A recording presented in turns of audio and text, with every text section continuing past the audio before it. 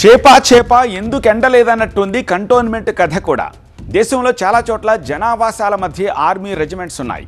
కేంద్ర ప్రభుత్వ ఆధీనంలోని కంటోన్మెంట్లలో సమస్యలు పెరుగుతున్నాయి. సమీప మున్సిపాలిటీల్లో విలీనం చేయాలనే డిమాండ్ ఎప్పటి నుంచో ఉన్నా సరే విలీనం వ్యవహారం కేంద్రం దగ్గర పెండింగ్ పడుతోంది.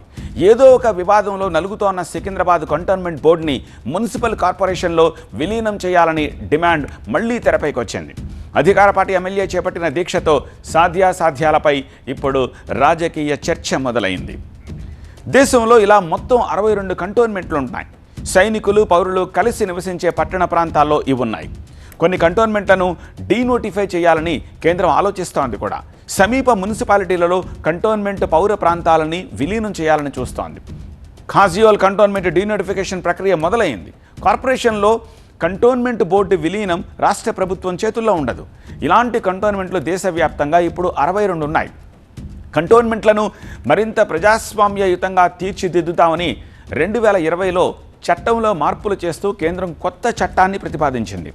2 ఏళ్ల పాటు పార్లమెంటు సమావేశాల ఎజెండాలో చేర్చిన ఆ బిల్కు ఆమోదం లభించలేదు. ఆ తర్వాత కంటోన్మెంట్లను సమీప మున్సిపాలిటీల్లో విలీనం చేస్తామంటూ కేంద్రం మరో ప్రతిపాదన తెచ్చింది.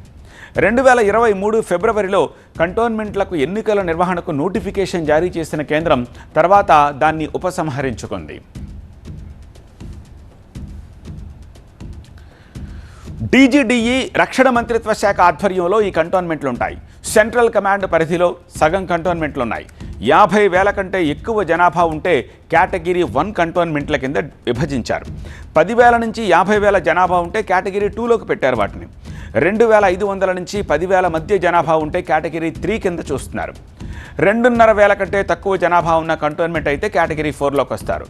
మన సికింద్రాబాద్ కంటోన్మెంట్ దేశంలోనే పెద్ద కంటోన్మెంట్.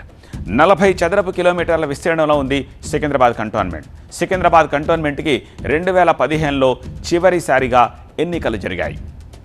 దేశంలోని కంటోన్మెంట్లను 4 కమాండ్లుగా విభజించారు. కొన్ని ముఖ్యమైన కంటోన్మెంట్లు ఎక్కడెక్కడ ఉన్నాయో ఒకసారి చెక్ చేద్దాం. ఆగ్రా, లక్నో, మీరట్, డెహ్రాడూన్ కంటోన్మెంట్లు సెంట్రల్ కమాండ్గా ఉన్నాయి. ఇక పూణేతో పాటు కీలకమైన సికింద్రాబాద్, అజ్మీర్, అహ్మదాబాద్ కంటోన్మెంట్లు మన సదరన్ కమాండ్లో భాగంగా ఉన్నాయి. ఇక దేశ రాజధాని ఢిల్లీ కంటోన్మెంట్తో పాటు పంజాబ్లోని అంబాలా, అమృత్సర్, జలంధర్ ఈ కంటోన్మెంట్లు వెస్ట్రన్ కమాండ్ పరిధిలోకి వస్తాయి. ఇక ఈస్టర్న్ కమాండ్లోని మేఘాలయ రాజధాని షిల్లాంగ్, బీహార్లోని దానాపూర్, డార్జిలింగ్లో ఉన్న లెబాంగ్, జలపహార్ కంటోన్మెంట్లు ఈస్టర్న్ వైపు వస్తాయి. పౌర నివాస ప్రాంతాలను స్థానిక మున్సిపాలిటీలకు అప్పగించి సైనిక ప్రాంతాలను ఎక్స్క్లూజివ్ మిలిటరీ స్టేషన్లుగా మార్చాలని 2 ఏళ్ల క్రితమే రక్షణ మంత్రిత్వ శాఖ ఆలోచన చేసినా అది అమలు కాలేదు. సికింద్రాబాద్ కంటోన్మెంట్తోనే విలీన ప్రక్రియను మొదలుపెట్టేందుకు 2023 జనవరి 4న కేంద్రం ఒక కమిటీ ఏర్పాటు చేసింది. అయితే ఒక్కసారి ఈ కమిటీ భేటీ జరిగింది. ప్రజాప్రతినిధులు లేకుండానే 5 ఏళ్లుగా కంటోన్మెంట్ బోర్డులో అధికారుల పాలనే కొనసాగుతోంది. ఎన్నికలు జరపకుండా నామినేటెడ్ సభ్యులతో కంటోన్మెంట్ బోర్డు పాలన సాగించడాన్ని స్థానికులు తీవ్రంగా నిరసిస్తున్నారు.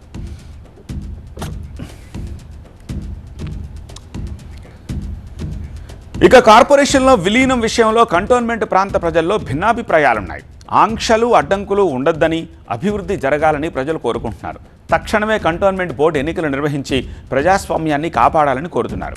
లేని పక్షంలో జీహెచ్ఎంసీలో విలీన ప్రక్రియను వెంటనే పూర్తి చేయాలనే డిమాండ్తో కంటోన్మెంట్ కాంగ్రెస్ ఎమ్మెల్యే శ్రీ గణేష్ దీక్షకు దిగారు. కేంద్ర ప్రభుత్వం దిగొచ్చేదాకా ఈ ఉద్యమం ఆగదంటున్నారు. అవసరమైతే ఢిల్లీలోని జంతర్ మంతర్ దగ్గర పోరాటం చేస్తా అంటున్నారు ఆయన. సంవత్సరాల నుంచి ఈ కంటోన్మెంట్ బోర్డుని విలీనం చేయాలి, ఈ కంటోన్మెంట్ల బోర్డులో ఉన్న చట్టాల నుంచి విముక్తి చెందాలి, ప్రతి కార్యక్రమానికి రాష్ట్ర ప్రభుత్వం నుంచి ఏ ఒక్క సంక్షేమ పథకానికైనా ఏ ఒక్క అభివృద్ధి పని చేయాలన్నా ప్రతి ఒక్క దానికి ఆంక్షలు పెట్టారు. ఎన్ఓసీలు కావాలన్నారు. గతంలో కూడా నేను ఎమ్మెల్యే కాకముందుకు పాదయాత్ర చేశాను. నేను 2018లో కూడా ఎప్పుడైతే కంటోన్మెంట్ బోర్డు ఎలక్షన్ నుంచి ఎవరైతే ఏవియేషన్ ల్యాండ్లో ఎవరైతే డిఫెన్స్ ల్యాండ్లో ఉన్నారో వాళ్ళ ఓటు హక్కు తొలగించినప్పుడు కూడా ఇదే మాదిరిగా అన్నానగర్ చౌరస్తాల్లో 2018లో కూడా ఒక్కరోజు నిరాహార దీక్ష చేశాను. వారు డెవలప్మెంట్స్ ఉంటే ఈనాడు ఈ మొత్తం గ్రేటర్ హైదరాబాద్లో మన మధ్యలో కంటోన్మెంట్ కాన్స్టిట్యున్సీ ఉంది.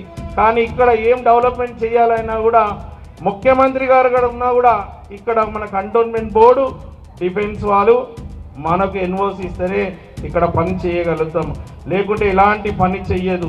ఇది స్టేట్ మున్సిపల్ కార్పొరేషన్లో విలీనం అయితే మనకు ప్రత్యేక నిధులు వస్తుంది, ఇంకా బ్రహ్మాండంగా డెవలప్మెంట్ అవుతుంది. ఇదే మాదిరిగా ఈ కంటోన్మెంట్ బోర్డు ఉంటే 30-40 సంవత్సరాలైనా డెవలప్మెంట్ కాదు.